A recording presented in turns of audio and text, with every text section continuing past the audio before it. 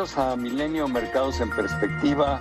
Aquí estamos como todas las semanas, el licenciado Jorge Gordillo, director de Estudios Económicos de Cibanco, y su servidor Manuel Somoza, para hablar de temas económico-financieros en México y en el mundo. Y tuvimos una semana francamente muy llena de datos que queremos platicar. En primer lugar, yo empezaría diciendo que fue una semana positiva para las bolsas del mundo. En Europa las alzas fueron en promedio, si lo medimos con el Eurostock 600, de 4.47%, en Estados Unidos del 3.74%, el índice Standard & Poor's subió 2.75%, el Nasdaq fue el que subió 3.74%, y el Nasdaq nada más subió 0.91%. ¿Por qué? Porque fue el índice que recibió los ataques de Donald Trump, de quien vamos a hablar después a lo largo de toda la semana. El único índice que no subió fue el del petróleo. Este se mantuvo su precio en niveles de entre 33 y 36 dólares el barril. Pero también fue una buena semana para las monedas. El dólar se debilitó contra las principales monedas del mundo y evidentemente también contra el peso. El peso se revaluó más del 2.3%, el dólar canadiense 1.60%, el euro se revaluó 1.67%, el real brasileño 2.54%. Este es un fenómeno inverso al flight to quality. El flight to quality es cuando la gente vende activos que considera riesgosos y va y se refugia en la compra de Treasury Bills. Bueno, pues lo que sucedió esta semana fue exactamente al revés.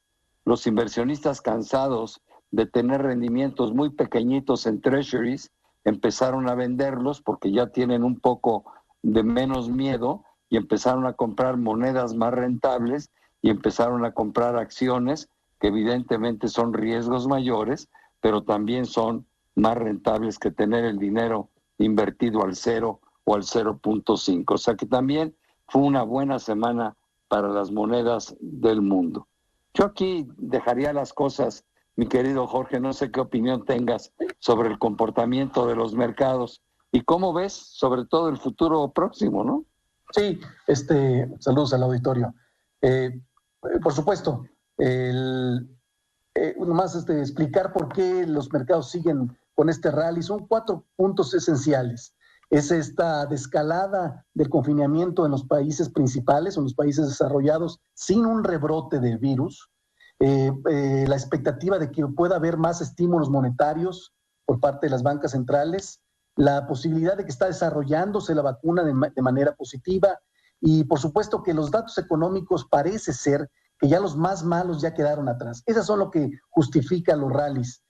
Más adelante vamos a platicar de los riesgos que pueden haber hacia junio, pero por lo pronto creemos que el mercado, como dices, está usando esta información positiva para tratar de recuperar todas las pérdidas que observaron en febrero y marzo. Una pregunta clave. ¿Tú crees que el dólar se va a seguir debilitando? Sí, creemos que posiblemente este rally o esta debilidad del dólar continúe, o por lo menos ese es el escenario base, que pueda seguir revaluándose las monedas emergentes o disminuyendo el valor que tenga el dólar, porque agarró mucha fuerza con toda la preocupación o con todo el pánico del mercado en el mes de marzo y abril. Entonces, sí, todavía tiene espacio para recuperarse en el verano, pero estamos muy sensibles a mucha información que todavía no sale. Todavía no sabemos si va a funcionar la reapertura para los países, si va a rebrotar el virus para el otoño. Todavía no sabemos qué tanto le cuesta a las economías reactivarse hacia adelante. Entonces, todo este tipo de información va a generar todavía volatilidad en los próximos meses. Jorge, salió el reporte de inflación trimestral de Banco de México, que realmente es un reporte sobre la economía mexicana. Y la verdad que sí me lo leí y me pareció muy interesante. Cuando se trata de crecimiento o decrecimiento de la economía mexicana, Banco de México plantea 3 escenarios. El primero, que este año la economía se contrajera menos 4.6 y que el año entrante rebotara 4%, es decir, que hiciera una V perfecta. El segundo escenario es que se contrajera 8.8 la economía y el año entrante rebotara 4.1%. Y el tercer escenario, que me parece el peor, es que se contrajera la economía 8.3%, pero que en el 2021 únicamente pudiera crecer el 0.5%, 0.5%. A mí creo que el más realista me parece el segundo escenario, pero yo quisiera oír tu opinión porque este es un punto de vista muy interesante el que plantea Banco de México. Sí, de acuerdo contigo. Esto es único porque nunca lo había hecho así el Banco de México. Normalmente daba un rango de crecimiento y ahora puso 3 escenarios y esto lo que dice atrás es que hay mucha incertidumbre. La verdad es que no se sabe bien, nadie sabe bien qué es lo que va a pasar hacia adelante. Todo el mundo va a buscar cómo van a ser las economías para tratar de reactivarse lo más pronto posible y cuál va a ser la famosa nueva normalidad. Entonces, y más en México, ¿no? Que no sabemos cómo le vamos a hacer en la apertura, estamos Exacto. Muy ciegos por falta de datos. Esta va a empezar en junio y yo la verdad estoy muy escéptico de qué es lo que vamos a hacer, ¿eh? Entonces, es lo que trata de traducir Banco de México, un poco poner los riesgos en la mesa, la posibilidad de que la economía se quede estancada a estos niveles es muy mala para el tema de pobreza, para el tema de desarrollo. Entonces, pues ponerle un poco de énfasis para que las autoridades, las empresas, pues sean muy creativos y va a ser muy interesante y muy importante lo que pase en los próximos meses porque no hay mucha información que nos haga. Esta es una crisis histórica y es única, nunca se había visto, nunca nos habíamos parado por el tema de sanidad. Y entonces, cómo se desarrolla hacia adelante va a ser cómo se definen los escenarios. Lo único que sí estamos de acuerdo es en la profunda caída que se va a dar en el segundo trimestre. Está en línea con lo que está pensando el mercado, el sector privado, lo que está diciendo el Banco de México, pero lo que dice es, no tenemos información, no tenemos manera de saber qué va a pasar hacia adelante. Y bueno, por supuesto, debe ser algo que esté en las principales agendas de política pública para los gobiernos. Pero en una perspectiva realista, pues el futuro se ve bastante complicado. Fíjate, no crecimos en el 2019. Podemos decrecer hasta el 8% en el 2020. En el mejor de los casos, la economía rebotaría 4% en el 21 y a lo mejor voy a conceder que pudiera rebotar otro 4% en el 22.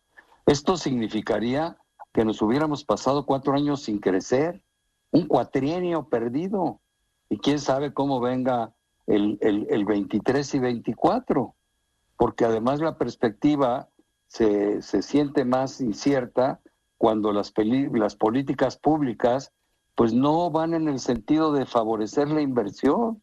Y esta es una crisis de falta de inversión, de falta de crecimiento, que está produciendo un enorme desempleo y va a dejar pobreza y una enorme inseguridad. Entonces la perspectiva a mí francamente sí me preocupa. En el desempleo, Banco de México dice que podemos perder este año 800,000 puestos de empleos formales y entre 200 y 400,000 adicionales el año entrante. Es un horror. El año pasado creamos 360,000 empleos en todo el año y aquí este año vamos a perder 800,000. Bueno, pues ahí es donde creo que tenemos el talón de Aquiles, que al no ayudar a la mediana y a la pequeña empresa a que salga adelante y pueda paliar la crisis, pues estas empresas están teniendo que cerrar y lógicamente están teniendo que despedir a su personal. A mí la parte del desempleo es la que más me preocupa y evidentemente el que crezca el número de pobres, que ya de por sí era exagerado, ¿no? Sí, claro. Hay estudios que dicen que podría aumentar el número de pobres, llegue hasta 10 millones adicionales. Y estás hablando de empleo formal, el millón de empleos perdidos, pero el informal podría acercarse a 5 millones más. Entonces, claro que preocupa mucho este tema porque sí puede tener un impacto en en el sentir de la población, en la seguridad.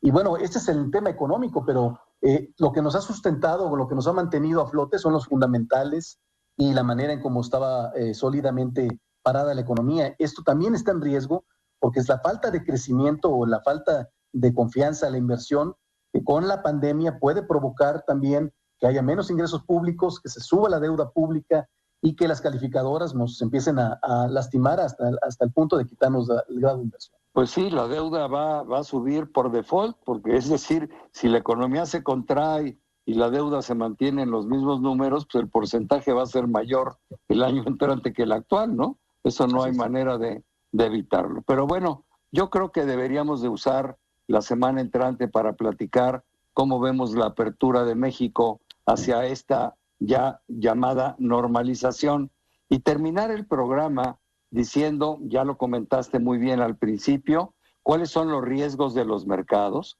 Seguimos siendo moderadamente optimistas, pero bueno, nos preocupa el tema de que pudiera haber un rebote de las infecciones en las economías que se están abriendo, pero el otro riesgo se llama Donald Trump.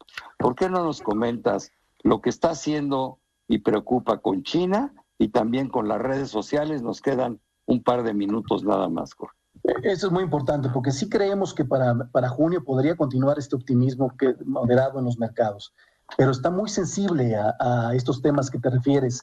Y en el caso específico de Trump, los temas a los que está él enfrentando, a los que está declarando, son temas que hemos vivido en el pasado como volátiles. Este ataque a China sobre culparlo de que está manejando mal la pandemia o que no está de acuerdo con las medidas que está queriendo hacer China para agarrar más seguridad sobre Hong Kong, quizá le quite todos los beneficios comerciales que tenía Hong Kong, considerarlo como un estado más de China. Esto no le gusta al mercado y no suma a la sensibilidad o a la fragilidad con la que hemos recuperado en los mercados en las últimas semanas. Entonces, y si esto le sumamos también a la retórica que ha tenido Trump últimamente sobre las redes sociales, también puede estar minando al rally que podemos observar en junio. Entonces va a ser un mes volátil.